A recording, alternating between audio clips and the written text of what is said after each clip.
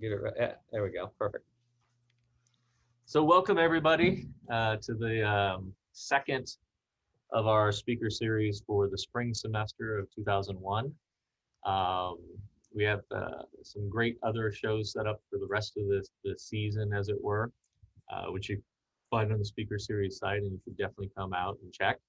But today we have a very interesting talk by Matt Strangio, who is doing the evolution of animation. He's got a great background. I'm not going to do it justice, so I'm going to let him speak to that, and I'm going to let him do his job and do the presentation. But for the format of it, he's going to do a little bit of a talk, uh, roughly about 20 minutes or so, and then open it up for Q&A and kind of go from there.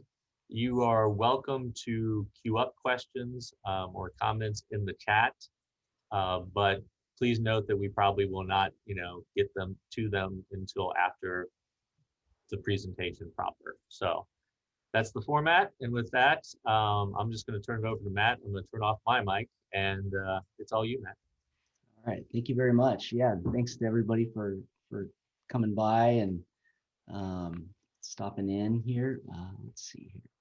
So yeah, my name is Matt Strangio. This is my second semester here at George Mason. I come from the production background for the last I guess it was 16 years or so. Uh, uh, Animating I got my start in games at EA, working on some of the Sims titles. And then from there, I went to VFX and worked at Industrial Light and Magic and Tippett Studio, both in the Bay Area. And then after that, then I got into feature film animation where I worked at Pixar for, it was just a hair under 12 years. And I worked on almost every feature from Toy Story 3 up to Soul that just came out. So if you had a chance to see that, I know that was supposed to come out this last summer, but with COVID and everything, it got delayed, and I think it just ended up being on Disney Plus. But yeah, it was a great run. I loved working on all the those films. The only one I didn't work on was Cars 3 during that stretch, but it was a lot of fun. I had a great time. I have a lot of friends.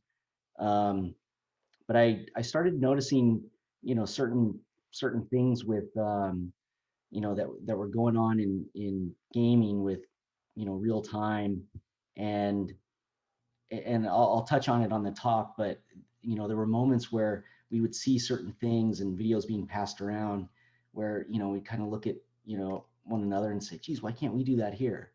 And and and it just sort of started kind of plant some seeds in my brain, at least as far as like always trying to look ahead and just imagine what is gonna what's gonna come up new in animation to kind of stir things up and change things up.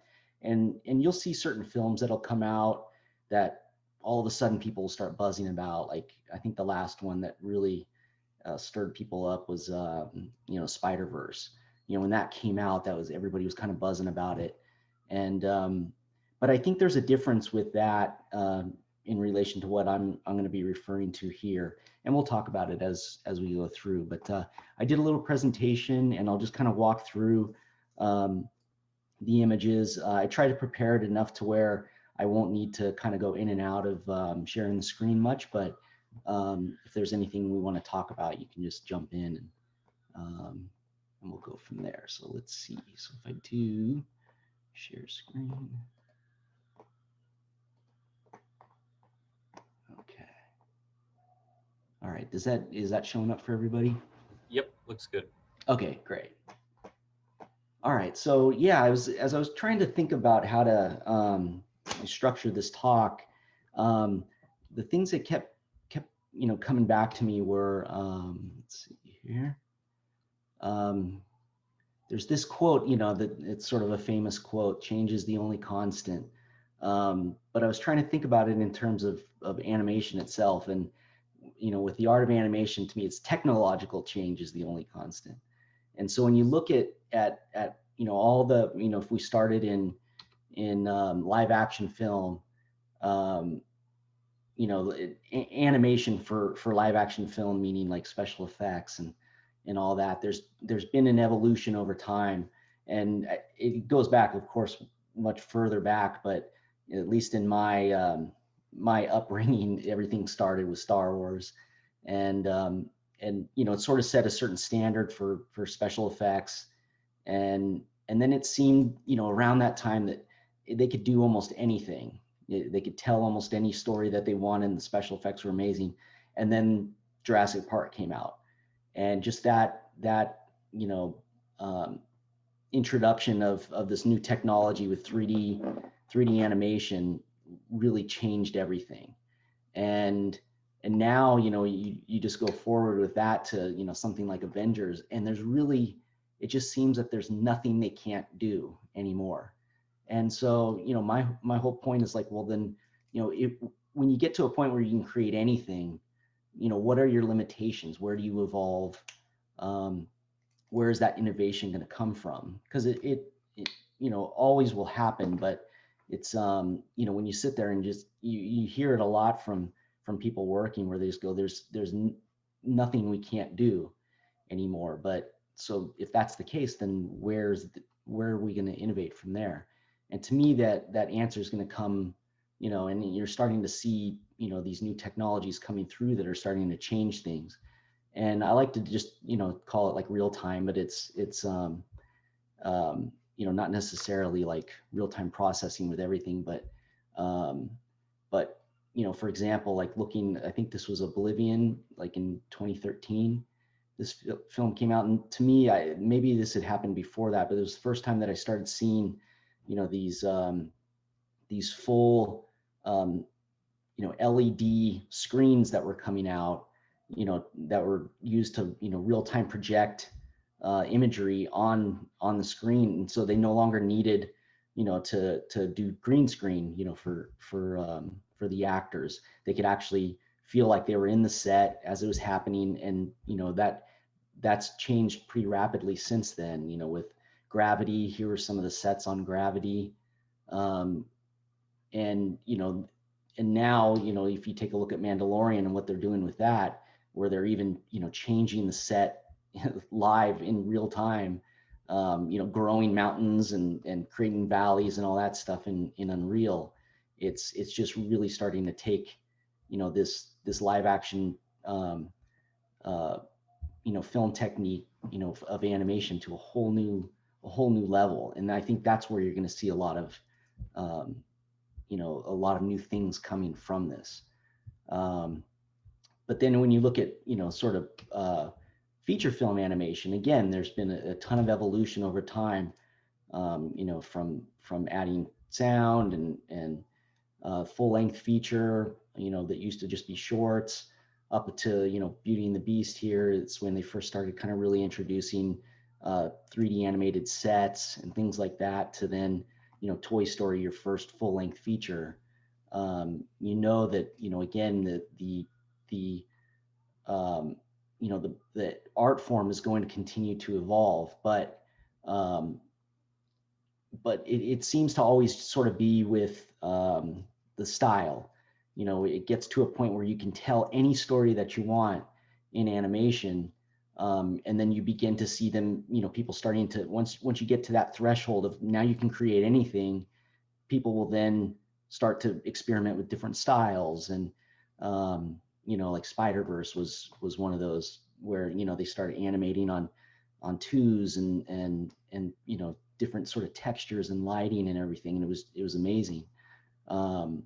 I feel like Soul kind of did some really experimental stuff with, especially with the counselors. And then even looking at Klaus, how you had this whole process from trying to keep it 2D, but really doing some 3D additions to it to make it look 3D, and with the lighting and everything. So there are some evolutions there, but to me these are kind of more stylistic advances rather than a full technological thing. So where are we going to see it in feature animation? And to me, it's going to be again incorporating these real-time techniques into the process. And we started seeing a little bit of this in ILM's been doing a lot of work with Unreal um, to try and implement real-time graphics in their pipeline. So here, this is the K2SO robot in Rogue One on the left, and these, I think, 3 or 4 shots, it was all rendered real time in Unreal, and it was sort of an experiment. Can we put this into the film, and would anybody notice the difference? And I don't think most people did, but it wasn't playing at 60 frames a second like is expected in gaming, but I think they got it up to like 4 or 5 frames a second, something like that. But it's the start. And then here on the right, you can see that X-wing. They, as an experiment, they tried to recreate that shot from Force Awakens. So on the top is the actual film, and on the bottom is Unreal. And the whole point was to see how close can they get to replicating this using real-time graphics. And to me, that this is really exciting. So the regular sort of pipeline for feature animation, let's see, let me come down here. It's sort of split up into a pre-production, which is, generally like 2 to 3 years of the process. I'll get asked a lot, how long does it take to make, one of these animated films? And it's generally 4 to 5 years, give or take. But at least the first half of it is all in pre-production. It's story, designing characters, storyboarding, all that kind of stuff. And there are some animators who get involved in that process early during this time, but generally it doesn't really come to animation until it gets into the last couple of years, and especially the whole crew doesn't come onto a film to animate it, the bulk of all the animators, till probably the last year of the production. And lately it seems like the last like 3 to 6 months. But this is generally the process, and where we really start to recognize our influence comes in with layout. So layouts when they first sort of set up the camera shots, they set up the sets, they set up the camera angles, and they really decide when and where the characters will be on the screen at any particular time. And then from there, layout gives it to animation, and then we take it from there. Sometimes people will kind of blow out layout and sort of do their own posing and their own action on top of it. And then other times people will sort of layer on what layout has done. But it's an interesting sort of handoff, because if you sort of like going back, if you look at this production pipeline, everything is sort of dependent on the previous one finishing. So layout, once it finishes, then it goes to animation, and we can't really begin until layout's done. And then when we're finished, it goes to simulation, cloth, and hair, and they can't really do their job until we're done. And then it sort of goes down the line. But we start to wonder, like, why can't we all sort of work simultaneously together? There's been many times in when you're working on a shot that you wish you could see what the real lighting would look like on your shot. So because it might help inform if there's a certain light that comes through on the character or cast certain shadows on the character, that might sort of help inform acting decisions. But we usually don't see those types of updates until later on, and by then it's usually too late for animation to really get involved. So I know there is talk there at Pixar about trying to make the process a little more happen consecutively, so that everybody can you work on something, it updates, then lighting will be able to see that animation has updated their shot, and then they can update something, and then when you come in to animate the next day, you could see that, oh, lighting's been changed. And it happens a little bit, but it's not quite as seamless as it I think it could be. And I think the best way that that's really going to happen is when more of these types of real-time processes are involved in the production process. So this is a shot I did in Toy Story 3, and you can kind of see what layout provides, what we start with, and on the upper left, and then the upper right would be sort of my first kind of pass, a little bit of blocking, starting to move into an IP pass. And so basically I'm sort of going off of what layout gave me with the camera, and I need to plan where all the characters are supposed to end up. Layout is a type of pass where the director's really worried about directing the viewer's eye. So at the beginning of the shot, where should the audience be looking? At the end of the shot, where should the audience be looking? And that focus is really, really important. So when we animate, we are always animating to the camera. Whatever the camera gives us, that's what we're basing all of our animation on. But if you look at live action film, live action, it's the camera follows the action. So the actors are sort of doing their thing. They know where they need to be, at the beginning of the shot and the end of the shot. And then the camera is supposed to sort of represent the audience. They're just along for the ride. And they're basically following the action. But that's different from what we were doing here. In here, the camera work is all determined ahead of time, and we are animating to it. So it's a little backwards as it is to live action. But what do they do then in order to sort of get more filmmaking techniques going? Is first, layout gives us the camera. We animate to that camera, and we plan all our posing and all the appeal.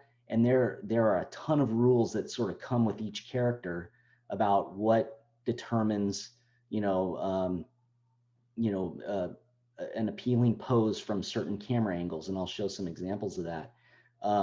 But then what we do is we'll animate to that camera, we hand it back, then layout might do another pass after the fact to kind of help it maybe feel more handheld, or for example, in these shots here, I did these on Coco, like the one on the left, it's sort of made to represent like a handheld camera following the action, but really that pass came after I did my animation pass.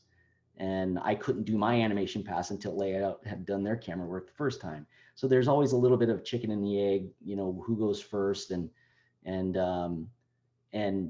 but once animation kind of does their pass at that camera, if it changes at all, it can really throw off a performance, because like I said, almost every pose is sort of handcrafted to that camera. And so there's not a lot of freedom, for the director after that point, if they want to go changing a camera angle or changing the timing on something that can, and it does happen, and it really throws a wrench into things. But I started thinking like, well, how can real time help us out with this? And then I started getting exposed a little bit to unities like the Cinnamon Machine and Timeline, where this is a real-time camera that is sort of set up with a lot of sort of traditional techniques to be able to follow characters, and you can add damping and all these kinds of things, plan camera cuts and all this. And the great part about this that I thought was really intriguing is just that now we're having this is more like a live action approach, where you have an action or an animation being performed, and the camera is reacting to that animation rather than the other way around.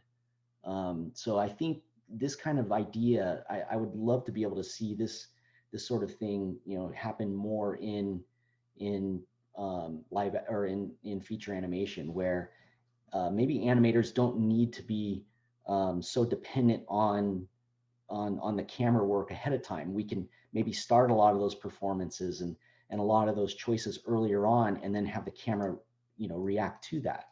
But if you remember what I had mentioned before, a lot of the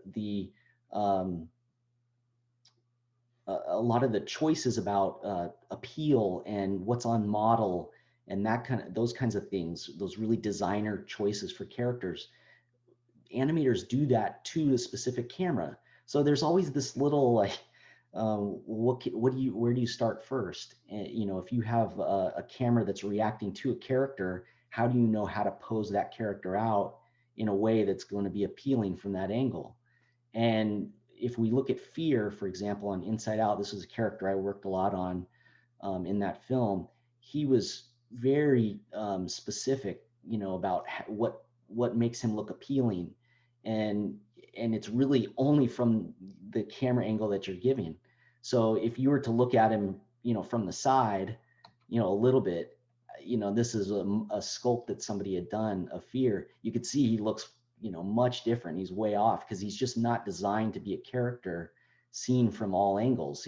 I mean, we had a ton of rules on how to make him appealing. And, for example, like anytime he would turn his head, sort of how you would, this part in here went really fast on the upper left. I don't know if you can see my mouse there, but, the angle of his eyes, the way that they're posed is all specifically designed. Down here to the left, you could see his mouth, that if his mouth is aimed too close to camera and not as much in profile, he begins to look like somebody different, and his nose and everything. And then there were a lot of controls that we would have to do specifically just to cheat to that specific camera angle. For example, here on the bottom in the middle, there would be specific, we call them avars, but they're just variables, certain controlled variables that we can dial in at any time, and we would put those in there specifically for the appeal of that particular pose. On the bottom right there, you could see his eyeball. I mean, they had very specific rules about like both irises must be visible, as the full circle the whole time. So each character had hundreds and hundreds of controls, especially in the face and the eyes, to help dial in a lot of these things, and a lot of them are very painstaking. And so you just begin to wonder, like, well, is there something that could be done automatically? If we sort of have a camera that can react to the character in real time, maybe that camera information can be applied to these sort of articulated variables, and help dial them in for that specific camera angle.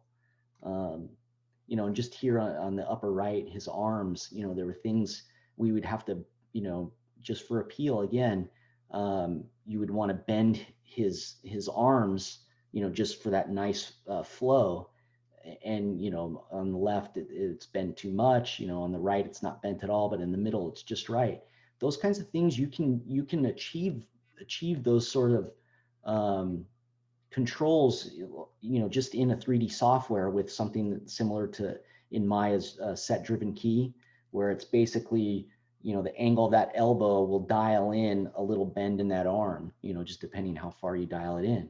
But nothing like that exists, at least as of now, sort of across the board, and driven from something like a real-time engine, in the animator's software.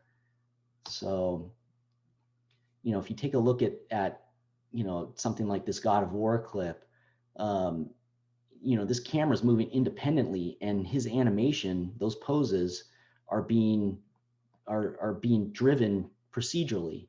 I mean, it's probably a set animated clip, but it's being called and adjusted on the fly depending on how that camera is moving. To me, like, that's something that should be able, we should be able to try and achieve that kind of thing in feature animation, so that animators don't have to spend the time posing a lot of these things out to a camera that can potentially move, So let's see. So I believe sort of the future of feature animation is going to be this combination of a handcrafted performance and directing sort of these procedural controls or procedural rules that can influence a character, so that the to me, this is the best of both worlds, is where you can have a handcrafted performance, but then allow certain elements, that are most associated with appeal and keeping characters on model, have those be driven procedurally. Whether or not it's something that these are rules that have been established early on the film, or rules that the animator themselves, sort of help come up with. I thought this GIF was a great example, and I provide at the end of this talk, I have a source list of all these clips and things that I'm referring to. But this was all done. This is all done procedurally in Unity, and I just think it's great that you could see this little gecko, how he responds differently if the little cube's on the screen as opposed to just the little character control there. And these are all rules that are established early in this coding. But I just look at this and go, wow, if you could just layer in a little bit of a nice smile and some good blinks and things like that that a handcrafted performance can do, or even a reaction pose, something like that on top of this, you'd have an amazingly an amazing little performance there. And it's done as a result of this handcrafted plus things being driven procedurally. And I think that's a real exciting place to be. So, and then like looking at sort of a character as a whole throughout the course of a film, that the character will go through a lot of different arcs throughout the film, depending on how they feel, their physical state, their emotional state. And in games, they've been able to do this now for a little while, where depending on that character's physical and emotional state, you can have different posing. It's probably a whole different animation walk cycle for this, but I know that there are ways to sort of dial in those performances based on those variables, and that's pretty neat. Well, why can't that be done in film too much? Because looking at sort of a chart like this is from Inside Out. Some of the material that they would give us when we would be animating on a sequence is sort of these flow charts of like how this character, in this case, this is Joy from Inside Out, during this sequence, Imagination Land, what's her emotional state during the sequence? Starts off low, then sort of goes up high, and then comes back down towards the end. Same thing with her energy level. So if we had certain posing, that sort of represented Joy at this type of emotional state, and another pose, different types of posing up at this state, maybe some of that work can be dialed in procedurally, and an animator wouldn't need to spend so much time sort of reinventing the wheel every shot.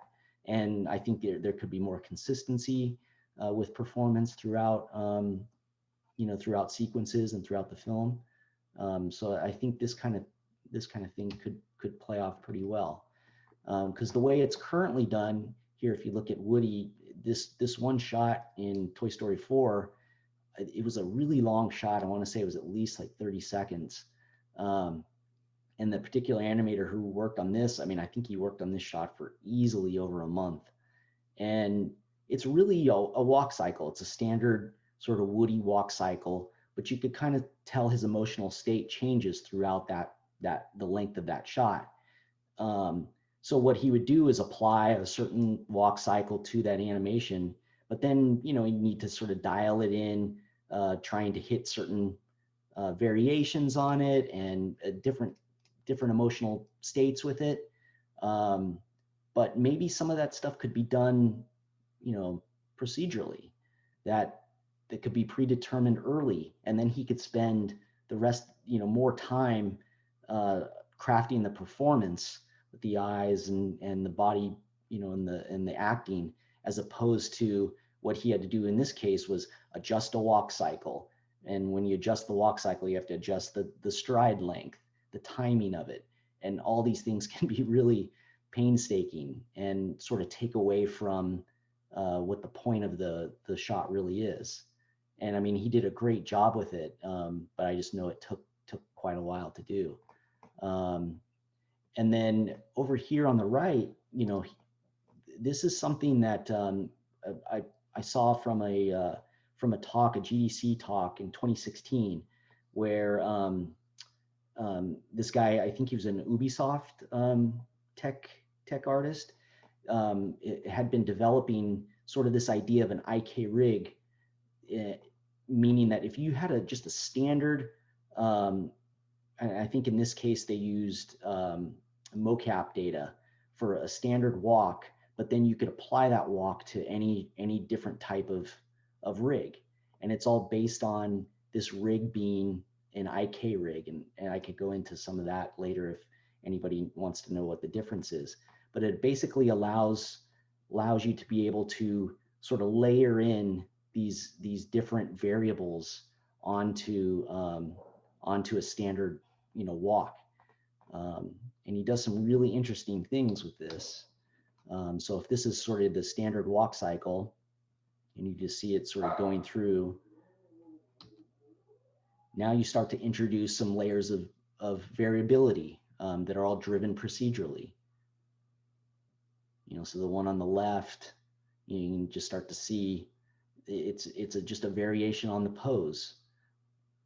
Some of the hands are raised up, and then here, he's crouched over. It's the exact same animation data, the exact same walk, but you could start to see a different personality, a different character in each of these clips, and it's all just based on the idea of this IK rig being able to dial in different variables on on the character model itself. So this is really exciting. When I saw this and I showed some people this at work,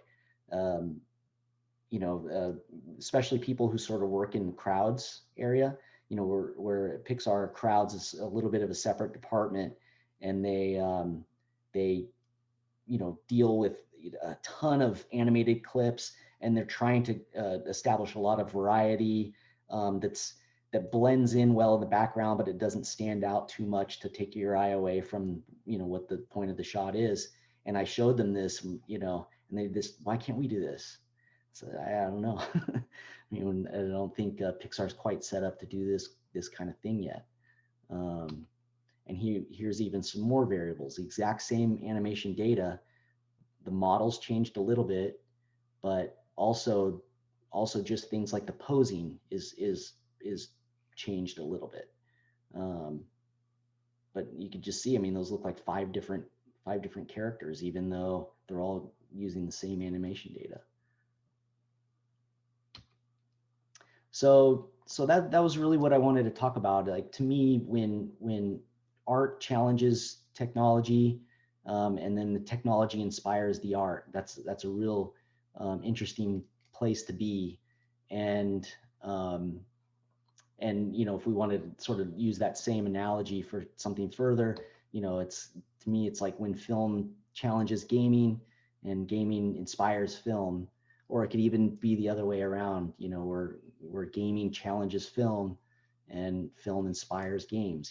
That seems to be sort of the give and take that happens a lot. And I feel like that line is getting closer and closer, but definitely when I feel like when these sort of processes can enter the production pipeline a little more, I think you'll see a lot of really interesting and exciting things develop in feature film, and that's only gonna I think pay dividends later for the gaming industry as well. So yeah, that's what really inspires me these days, and it's one of the things that really when I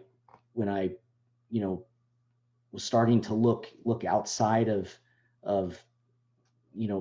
animating on feature films at Pixar, this is the kind of stuff that really kind of got me going, is the ability to try and do these kinds of things and influence these kinds of things. So let's see. So yeah, so here I'll include this as part of the if anybody has questions and wants links to any of these clips that I used. And I just want to say a big thank you as well. So stop this. And if anybody has any questions, I'll hang out until as long as people like. Awesome. So I think while you were talking, great talk, by the way, Matt. Great examples. I think Nick had two questions. One you might have already answered, but the first one had to do with kind of um, job things for animators. So going back up in chat, Nick's question, I'll read it out so you just don't have to skim it. Was how hard is it to get a job as a game artist in the Bay Area / California in general? And then it continues. I heard the industry was really big out there, and how hard it is. How hard is it if you are coming from out of state, like Virginia? Tips about that. Yeah, I don't think it matters where you come from. They'll hire you from anywhere. Um, and I don't know exactly what the I know that I just talked to one of my friends at Riot. They're hiring right now. I know that Blue Sky just closed down that studio in New York, so a lot of those artists are starting to look, um, at companies. And so I've been hearing that, oh yeah, so and so's hiring. And I know Pixar's been hiring recently too. I don't think it's the. I think it can be if you have the right reel, the right type of work. Um, it's I think you can get a job anywhere, regardless of the place. Um, it's just a matter of I think getting the right reel, the right type of work. I think it's always most of these big studios. It's very specialized. So if you're an animator, then you need to really focus on animation. If you're a character artist, it'd be modeling and rigging, those types of things, and your work should really represent the best of that. Um, but I do think it helps to I think things are changing a little bit. If you can be a little more well versed, especially the smaller the studio that you're looking at, a little more well versed in different disciplines. I hesitant to say generalist because I know that kind of it has had a negative connotation in the past. But um, if you have a certain specialty, but you also know a few other disciplines as well, I think it only makes you stronger as a candidate. I know a few guys who are great animators at Pixar, but they're also good with programming. And some of them are starting to look into some of these things I've been talking about. Um, those guys will never be out of work. They're just really high in demand. And even within Pixar, they're high in demand to be on certain projects and that sort of thing. So yeah, if you don't have the reel yet, just keep working on it. Keep working on pieces that that will sort of boost up your portfolio and your reel to get you in. And if you need help on what that takes, look at certain artists that you respect and you admire, look at their work, reach out to them, try and talk to them. I'm happy to try and get people in touch with other people in the industry if you really want to work at Riot or any of those types of places, just to sort of network and be able to run your stuff rough by them. That's but just being in Virginia, it doesn't matter. You could go from anywhere. Yeah. Excellent. So, It sounds like somebody's mic's on. Mary? sorry. That's okay. Okay. And so Nick had a question, and it was in relation to animated to camera style guide that you had for Fear and some of the specifics you were mentioning about ways to set that up rules wise or whatever.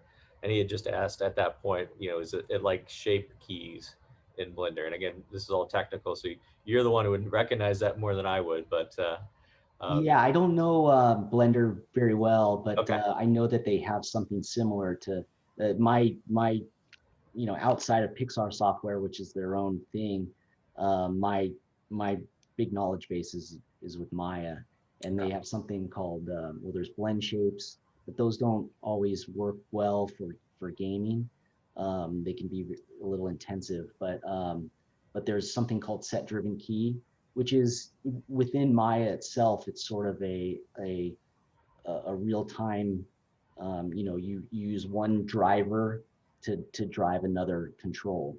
And so, that works as a real-time, application when you're working within there. But the kind of stuff I'm talking about is almost more of a, if you had sort of some of those things set up, being able to call them procedurally, whether it's from a game engine, if you're talking about games, or if there's something sort of in the back end on a film production that can allow some of those variables to be called in, either on top of character performance or in addition to it. So, Got it. yeah. So the next question I can see in the chat is from Tony. A little bit technical thing for you. Says, I'm a Unity programmer and I was curious on the Unity camera work part. What's the advantage to using a Unity camera keyframing versus Maya keyframing? Well, if you're doing it in Maya, then sort of the output is going to be, a rendered, you're gonna, correct me if I'm wrong, but if you're doing something in Maya, the end result is going to be rendering it out and, in Arnold or something like that, and actually having physical frames that you put together into an animated clip. But if you do it in Unity, you have the ability to have it interactive or be able to move that camera around, um, depending on the interactivity of the player.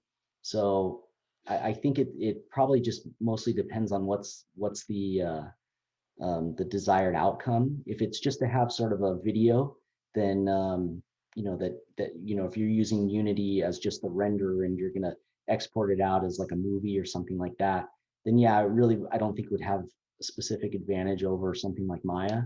But yeah, if the desires can maybe, eventually have that camera be somewhat interactive or be able to move it after the fact, that kind of thing, then I can see a benefit to doing it in something like Unity. Got it. And then Hunter asked, what would you recommend for getting started with learning procedural animation? Are there resources that you can recommend or any tips? Yeah, I mean, so for me, I think like just learning animation in general. Um, if you know like the basics and a lot of those sort of 12 principle types of things, what I've always tried to do, when I'm doing some of the regular animation work, is then I try and think, well, if I could do this, here, is there something that I could change and actually have it be procedurally done. um, other than just then studying and learning a bit about like game programming, um, there are a few artists that I follow that tend to do a lot of this work, and I'd be happy to share some of those links. One of them I have at the end of that source list. This guy Weaver Dev, I think. Um, he does a lot of like procedural animation work, but yeah, that's kind of where I've been learning from. Mostly is like Twitter and some of these artists who are doing a lot of that work, and then just saying, oh, okay, well, if that's how they're achieving this certain result, how could I apply that to what I'm doing here in Maya? And so I do a little bit of experiment stuff with Maya and bringing it in Unity, and then seeing, oh, what can I try and change here so that I don't have to, you know, do this animation specifically in Maya and bake it out. Maybe if I just brought in the model and had a few of these controls set up, then I might be able to drive them procedurally in Unity, that kind of thing. Like that little gecko is like a perfect little example. There's no keyframe animation in that whatsoever. Um, Excellent. Jenny asks, what kind of animation software would you recommend using? Ooh, big subject. um, well, I feel, in my opinion, and I think it's substantiated, but for me, I think Maya is kind of the most general, easy easy to use and most versatile for the industry. It's used pretty much in every studio that I know of. and for modeling and animation and everything. I think I know that there's some really neat stuff being done with Blender these days, but I don't know that one personally, but I would like to. But at the end of the day, it doesn't really matter. Generally, most places that you go to, they'll allow you to sort of get up to speed on whatever sort of software and tools that they use. And for example, like Pixar, they have their own software. So everybody who starts there the first time, has to learn the software. So um, I think it's less about knowing a certain software, but if you had to choose one, in my opinion, it would be Maya. Excellent. All right. Savannah asks, how easy was it to switch between a game career and a film animation career? Was there a severe learning curve, things you had to learn?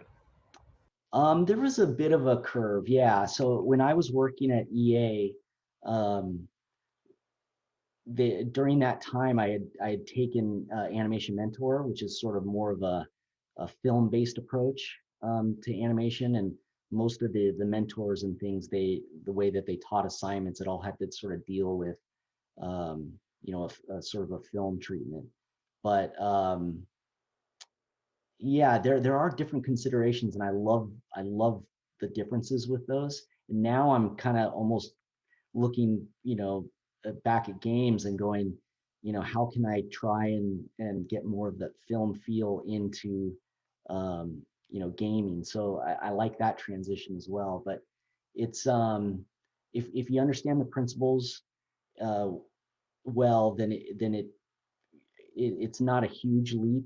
I think there are just more certain considerations for gaming that you wouldn't do in film and vice versa. So like just for example, if you have a character who does, in film, they might, before they take off running, they might do a big anticipation and then run, or if they're going to do a punch, they might wind up and, before they swing. But in gaming, because of the interactivity and the feel that you're going for, you're not going to want a lot of time to, when you press that button, you don't want to see some big wind up before a swing. So there's certain trade-offs, but uh, I find that sort of those limitations in gaming, in order to sort of sell that action, but you want it to be responsive. I find that realm to be very exciting, because it's almost like doing more with less type of idea. Awesome. Okay, so I think we've hit all the questions so far, and I've asked people to ask a few more because we do have a few minutes. So we'll give people a time to ask them if they want. I have one while we're waiting. Sure. And you touched on this as well, right? You see a lot more in TV and films a reliance on game engines and a lot of these techniques that you touch upon, and specifically even Unreal, right? Because of the graphics. But of course, Unity is also a driving force in games, and so do you see, are there specific use cases for engines where you think, oh, well, if you're doing that, you should go Unreal, or if you're doing that, you should do Unity? Or do you feel like at this point, if you use either one well, they'll do the job? Like, what do you see? Because I see, you see trends in different areas, and obviously they're different fields, but what do you feel like that, where do you see it kind of going? Yeah, I don't know. I mean, I think I think it's sort of like the home team kind of thing. Like I'm more of a Unity guy, so I sort of go for Unity. But and before, and I have a few friends who are all about Unreal, and they when that demo came out, a few months back, the Unreal demo, they were like, see, this is why it's better and everything. But I feel like Unity could, has done some really amazing things as well. When I see like ILM and some of those big studios kind of leaning towards Unreal or something, I don't think there's anything that, this is just my own opinion. I don't know enough about Unreal to decipher it, but I don't feel like there's anything that Unity can't do, with that. Maybe there are, some specifics that I'm not aware of, um, but yeah, I don't know. I think it's yeah, I think whatever engine you choose, or if that you're involved with, you can pretty much do any of these sort of techniques that I'm trying to advocate for. It's I think I'm just more partial to Unity, I think. Gotcha. Well, I grew up with that too, more than Unreal too. So I agree with you on that. But and I think one of the things that I've seen is I think Unreal is actually catered to those industries with specific features more than Unity has. So they've kind of put their foot in the door by doing that. And you know how it is, you get your foot in the door and then you become a de facto or default, and then that kind of pushes you along. So it's good on them. Right, The right. next question I see is Violetta. What challenges have you encountered while working in the industry, both specific to a particular production or within a studio? Oh wow. Yeah, I mean there are always, challenges wherever you work. Um, Most of them have to deal with timing, the time for the production and just how you know how sort of crunchy they can be because you can be some on on Pixar, whether it's Pixar or EA. I've I've had crunch times on all of the above.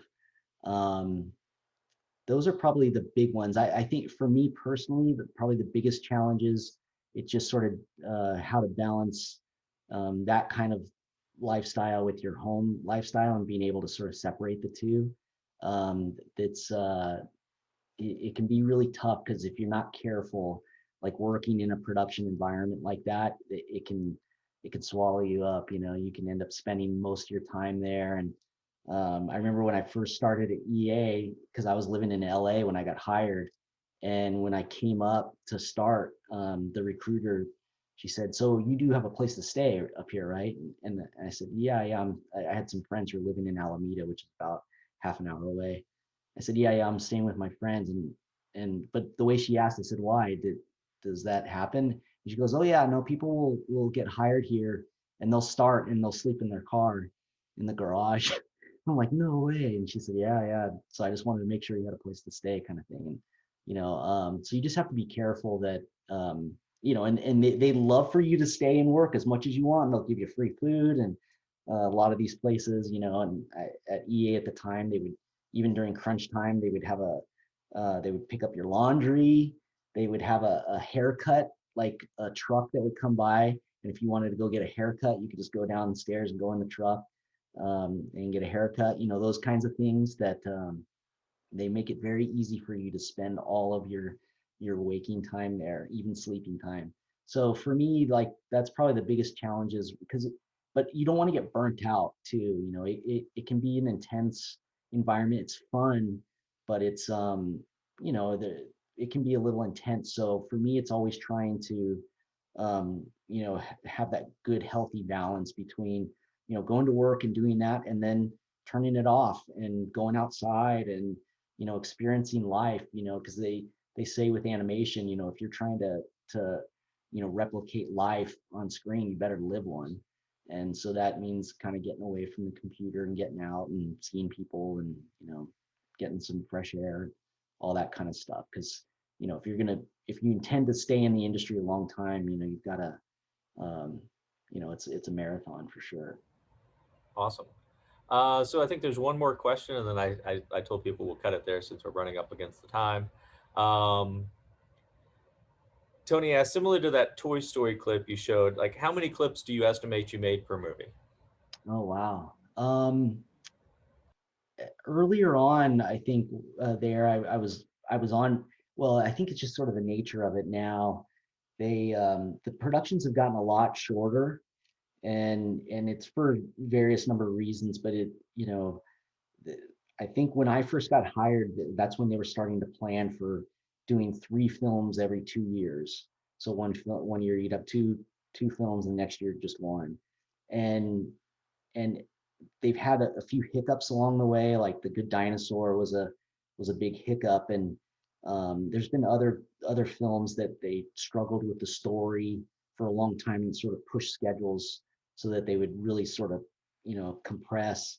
And as a result, you don't tend to stay on a film quite as long as you might have done in the past. Like I was supposed to go from Toy Story 4 onto Soul, but but um, but Onward was in a big crunch and they needed help. So they were like, "Hey, can you go on to Onward for a little bit?" And I was like, "Sure." Um, but I went on that, and I think on that film I only had maybe 7 or 8 shots, I think, something like that. So um, I think Toy Story 3 and Brave, I probably had closer to like 50 or 60 shots, and then towards the end of my career there, it was probably down to like 5 to 10 on certain shows. It just depends on, sometimes you'll get a longer shot, whereas like if you have shorter shots, you'd get a few more of them, that kind of thing. So yeah, it really just depended on the production. But I think sort of these days, and they don't want to burn people out, and they try and encourage people to have more of that work-life balance. So as opposed to working everybody to death, they'll just hire more people for a shorter time That's good. to sort of help fill out that help fill those roles. And so as a result, yeah, you just don't quite get as much. But I don't know exactly what it is currently, but I do know they are hiring. So yeah, Very cool. come on.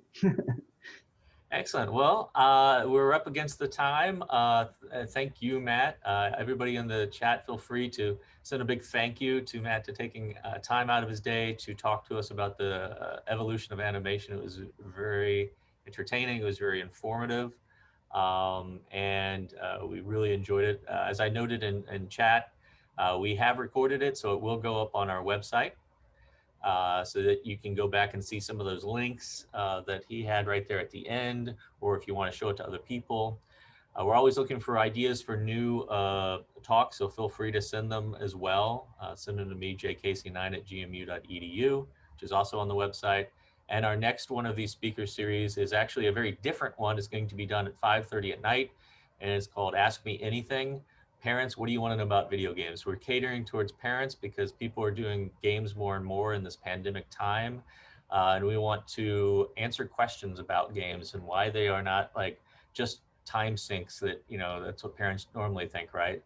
So Dr. Nam, Stephanie Kane, and myself are going to be hosting this, and we're just going to take just round robin questions from parents about like why Among Us is not terrible, or why Fortnite is like crazy entertaining for kids, and why it's actually probably doing good for them as well as spending their money. So again, thanks for everybody for showing up. Thanks again to Matt, and look forward to seeing you at future events. And again, let us know if there's anything you want to see. Thanks everybody. Thank you, everyone. Take care.